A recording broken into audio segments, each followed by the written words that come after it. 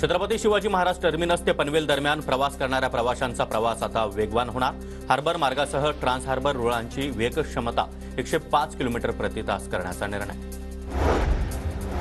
कल्याण नगर महामार्गावर दिंडोरे गावाजवळ भीषण अपघातामध्ये तब्बल 8 जणांचा जागीच मृत्यू, मृतांमध्ये 2 लहान मुलांचा समावेश।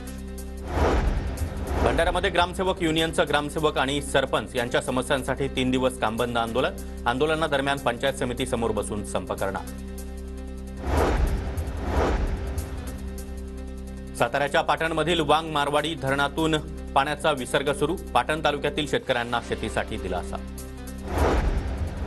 कल्याण डोंबिवलीमध्ये उद्या पाणीपुरवठा बंद, तर बुधवारी कमी दाबानं पाणीपुरवठा होण्याची शक्यता। 12वी मोहली आणि नेतिवली जलशुद्धीकरण केंद्राच्या देखभाल दुरुस्तीसाठी पाणीपुरवठा बंद ठेवण्याचा निर्णय। वाशिमच्या वाई शेत शिवारामध्ये वन्य प्राण्यांचा हैदोस, तूर पिकाचं मोठ्या प्रमाणात नुकसान, वनविभागाने वन्य प्राण्यांचा बंदोबस्त करण्याची शेतकऱ्यांची मागणी।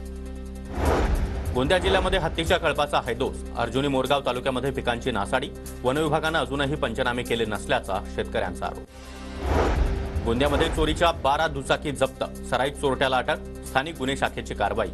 जिल्ह्यासह नागपूर आणि भंडाऱ्यामध्ये करायचा चोरी।